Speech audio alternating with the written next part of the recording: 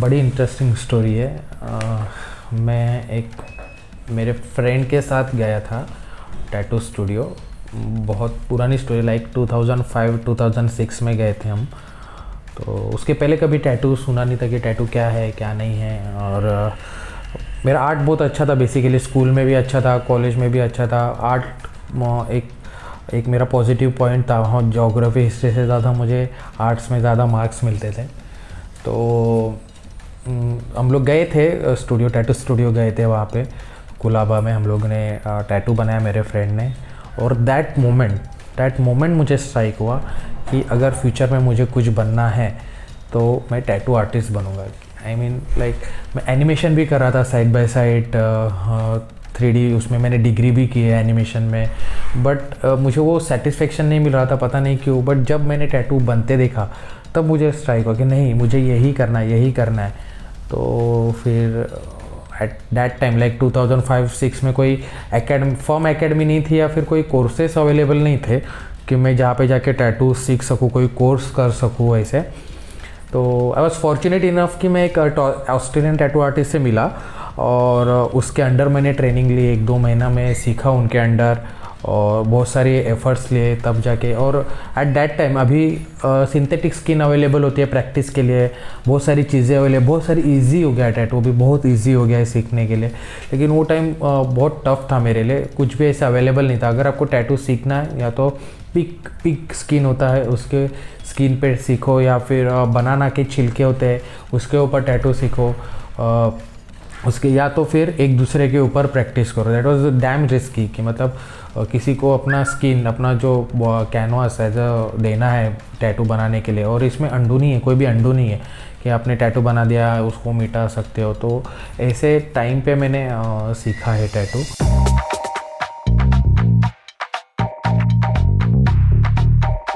ऐसे नहीं होता कि आज टैटू आपने बना लिया और कल जाके स्टूडियो एस्टेब्लिश किया। मैंने इसमें बहुत स्ट्रगल किया। पहले मैं फ्रीलांसिंग करता था, डोर टू डोर जाके टैटू बनाता था और बहुत दूर दूर तक गया हूँ मैं। लाइक चेंबूर गया हूँ, ठाणे, पालघर, सफाड़े, बहुत दूर जाके टैटू बनाए फ्रीलांसिंग में। और कभी कभी लोग मेरे घर पे आते थे टैटू बनाने के लिए। तो धीरे जाके ऐसा एक टाइम आ गया, एक टाइम कि क्लाइंट बेस बहुत बढ़ गया। और ऐसा एक भी दिन नहीं था कि मतलब मैं उस दिन खाली बैठा, मुझे रोज़ टैटू बनाना पड़ता था, मुझे रोज़ ट्रैवल करना पड़ता था। तो मैंने सोचा कि अगर सारे क्लाइंट्स को अच्छी सर्विस देनी है, अच्छी सर्विस यानी किसी के घर पे जाके टैटू बना, किसी के घर पे जाके उतना मैं कंफर्ट नहीं होता था, या फिर जो डिज़ाइनिंग पार्ट है का कंसल्टेशन पार्ट है वो इतने अच्छे से नहीं हो पाता था। जैसे कि अगर आपका टैटू होता है कभी कभी 1 घंटे का और उसका डिज़ाइनिंग पार्ट होता है 3 से 4 घंटे का, ठीक है ना। तो वो क्लाइंट के घर पे जाके वो समझाना और वो सारा थोड़ा सा डिफ़िकल्ट हो जाता है। बट अगर अपना स्टूडियो हो तो कैसा होता है कि खुद का स्टूडियो तो कैसा होता है, उसके ऊपर सारी अवेलेबल चीज़ें रहती है, ड्राइंग पैड होता है, सारी चीज़ें इजीली अवेलेबल होती है, कंफर्ट जोन होता है।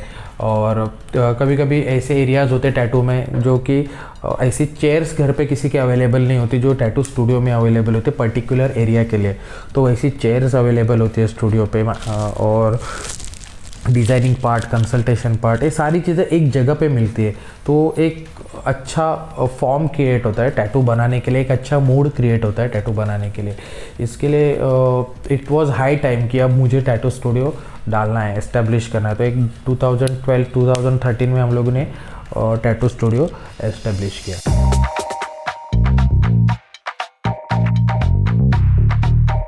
ब्लैक पर्ल के पीछे भी स्टोरी है। एक पायरेट्स ऑफ कैरिबियन की सीरीज़ आई थी, आपने सभी ने देखी होगी। तो कैप्टन जैक स्पैरो का मैं बहुत बड़ा फ़ैन था और उसमें एक मूवी का नाम था कर्स ऑफ ब्लैक पर्ल, ठीक है ना।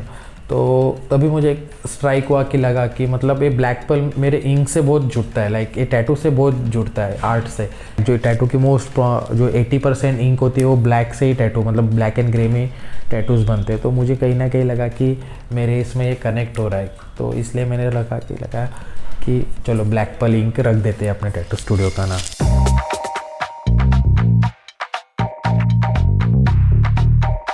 अगर सच कहूँ ना तो बहुत चेंजेस आए, ड्रास्टिक चेंजेस आए टैटूज़ में तभी के और अभी के, और लोगों के माइंडसेट में भी बहुत ड्रास्टिक 360 डिग्री चेंजेस आए।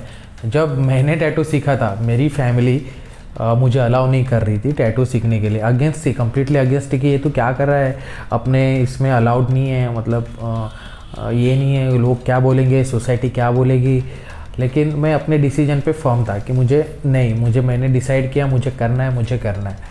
तो सेम विद द पीपल, लोगों का माइंड सेट नहीं होता था, अगर टैटू बनाना ही है तभी तो कोई नेम टैटू बनाता था या फिर कोई अपना ट्राइबल टाइप का टैटू बनाता था। बड़े बेसिक टैटू बनते थे उस टाइम पे, ऐसा कुछ ये नहीं हटके बना लिया। अगर किसी ने हटके टैटू बनाया तो वाह क्या बात बन गई, बट उतना एक्सेप्ट नहीं कर रही थी सोसाइटी टैटूज़ के लिए। लेकिन तब से लेके आज तक इन 10-12 सालों में बहुत सारे चेंजेस हुए, सब कुछ एडवांस हो गया है। मोबाइल में देखा ना, जैसे पहले बेसिक फ़ोन यूज़ होते थे, अभी स्मार्टफोन आ गए, तो अभी जैसे चेंजेस वैसे टैटू इंडस्ट्री में भी बहुत सारे चेंजेस हो गए।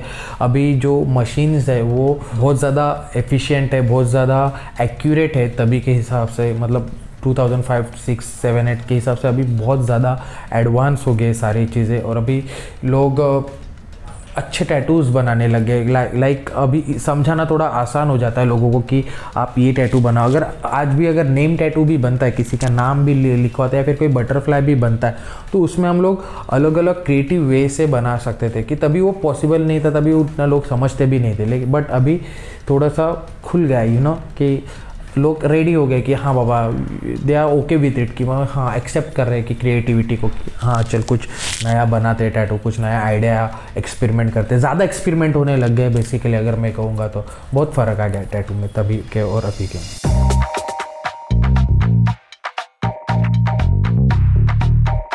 वैसे तो बहुत सारे रीज़न्स है टैटूज़ बनाने के लिए।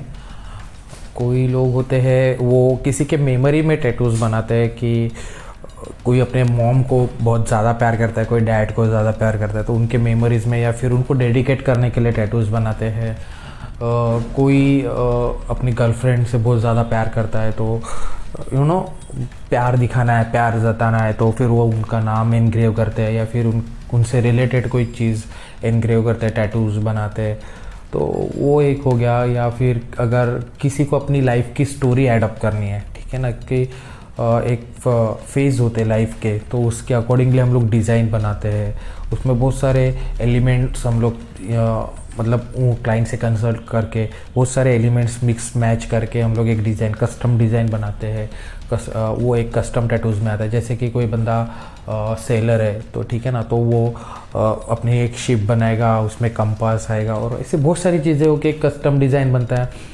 उसमें उसके थॉट्स होते हैं, हमारे क्लाइंट्स के थॉट्स होते हैं उसमें, तो एक अच्छा लुक देता है आपके टैटूज़ को, एक आर्टिस्टिक टैटू बन जाता है वो पूरा अपने हाथ पे। और तीसरा होता है वो डिज़ाइनर टैटू होता है, मतलब कि जो एक ओवरऑल आपका जो लुक है, अगर कोई सपोज कोई जिम जाने वाला बंदा है तो उसको उसके लुक्स एनहांस करेगा वो टैटू। वो ट्राइबल टैटूज़ में आते हैं, वो बहुत शार्प होते हैं, जैसे कार्स में कैसे विनाइल्स होते हैं वैसे टैटूज़ में होते हैं। तो बहुत शार्प टैटूज़ होते हैं, उसमें माओरी टैटूज़ भी आते हैं, ट्राइबल टैटूज़ भी आते हैं। तो वैसे तो बहुत सारे रीज़न्स है और टैटू के टाइप्स भी बहुत सारे, तो अलग अलग रीज़न के लिए लोग अलग अलग टाइप के टैटूज़ बनाते हैं वैसे।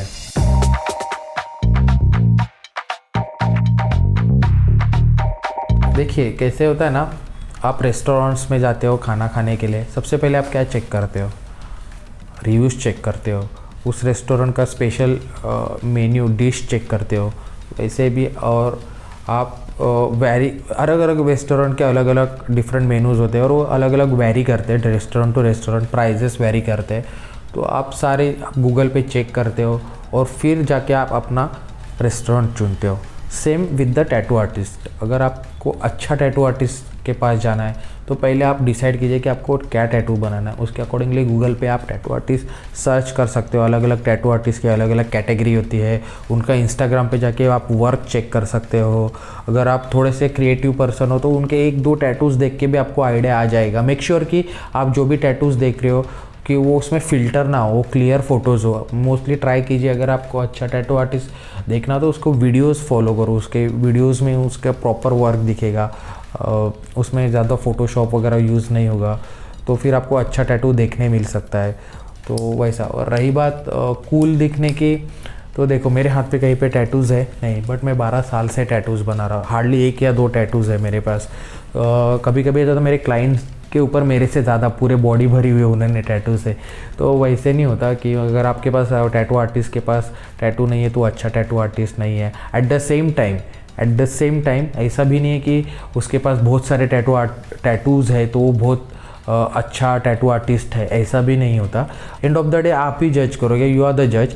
बट आई सजेस्ट कि आप दोनों सिचुएशंस में आर्टिस्ट का अपीयरेंस देख के अच्छा या बुरा जज मत कीजिए, उसका वर्क देखिए, ठीक है ना। उसका वर्क देखिए तो आपको आइडिया आ जाएगा कि हाँ बाबा, उसके गूगल पे रिव्यूज़ देखिए, उसके फेसबुक चेक कीजिए, उसका सारी जगह पे जहाँ जहाँ आप उस टैटू आर्टिस्ट के अगर वो अच्छा टैटू आर्टिस्ट है तो उसके हर जगह पे टैटू पोस्ट हुए होंगे, लोगों के कमेंट्स होंगे, गूगल पे रिव्यूज़, बहुत सारी चीज़ें होगी। तो आप उनको सब एक बार क्रॉस चेक कीजिए, 2-3 टैटू आर्टिस्ट को मैच कीजिए कि आपको कौन सा टैटू आर्टिस्ट जमता है, and then you will go for it. ऐसे नहीं कि मतलब उठे और चले गए, कोई टैटू शॉप दिखा और चलो यहाँ पे टैटू बनाते, ऐसे मत कीजिए। डू सम रिसर्च, क्योंकि ये आपके बॉडी के ऊपर बनने वाला है, इट्स अ परमानेंट थिंग। तो आप कुछ भी ऐसा मत कीजिए कि हाँ बाबा यहाँ पे टैटू सस्ता मिल रहा है तो मैं वहाँ पे जाके बना लूँगा। कि आपकी ज़िंदगी में एक बार मैं फिर से यही बताऊँगा कि ये टैटूज़ अंडू नहीं होते, मतलब टैटूज़ रिवर्स नहीं होते, उसको मिटाया नहीं जा सकता। लेज़र सर्जरी ऑप्शन है उसके लिए, स्किन ड्राफ्टिंग ऑप्शन है, बट वो बहुत एक्सपेंसिव है, एक्स्ट्रा एक्सपेंसिव है। तो आप जो भी टैटू बनाओगे, I will request do some research and then go for it.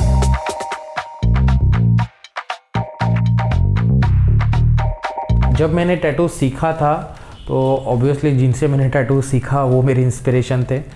और उसके बाद मैं फॉलो करता था अनिल गुप्ता जी को, जो न्यूयॉर्क बेस्ड टैटू आर्टिस्ट है। आप गूगल पे देख सकते हैं, उनके टैटूज़ बहुत आउटस्टैंडिंग और बहुत स्टनिंग टैटूज़ है। 3D टैटू का ट्रेंड उन्होंने लाया था आई गेस।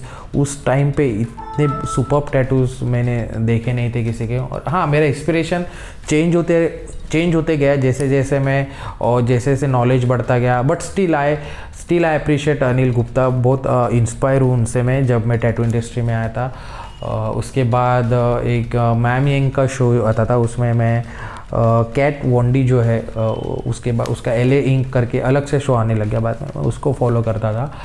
और अभी हाल ही में मैं वेल टैटू करके है, आप इंस्टाग्राम पे उनका पेज चेक कर सकते हो, मैं उनको फॉलो करता हूँ, उनसे इंस्पायर्ड हूँ। वैसे तो बहुत सारे अच्छे बहुत क्लास टैटू आर्टिस्ट है इंडस्ट्री में, इंटरनेशनल और इंडियन में भी बहुत अच्छे आर्टिस्ट है, बहुत आउटस्टैंडिंग आर्टिस्ट है। बट बेसिकली मैं ये 3 लोगों को ज़्यादा फॉलो करता हूँ।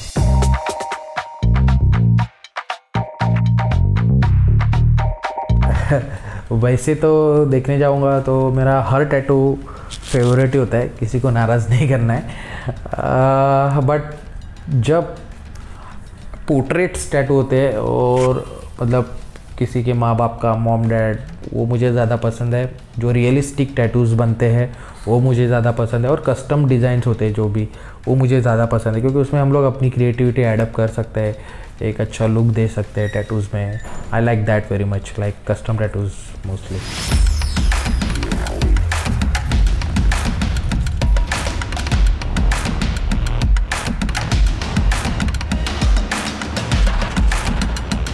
Hi guys, this is Swapnil from Black Pearl Tattoo Mumbai. To see more of my work, visit www.blackpearling.com, or you can check my Instagram page also. Link is there in the description. Okay, so go and check and comment, share, whatever ABC आपको जो करना है करो. And coming back to this video, I have started my YouTube channel where I am going to upload tattoo making video, where I am going to speak with you. I'll come live and will give some knowledge about tattoos, after care, precautions. हम बहुत अच्छे videos बनाएंगे। जो मेरे 10 से 12 साल का experience है, I will share it with you. जो भी एक्यूरेट इन्फॉर्मेशन है, I will try my level best कि आपको सारी करेक्ट इन्फॉर्मेशन, सारी एक्यूरेट इन्फॉर्मेशन पहुंच जाए। ओके, बहुत मज़ा आने वाला है। हम लोग कुछ फ़नी वीडियोस भी इंजॉय करेंगे along with the knowledge. I hope you like it. Please support, subscribe करो, अपने दोस्तों को बोलो और spread some love. Peace.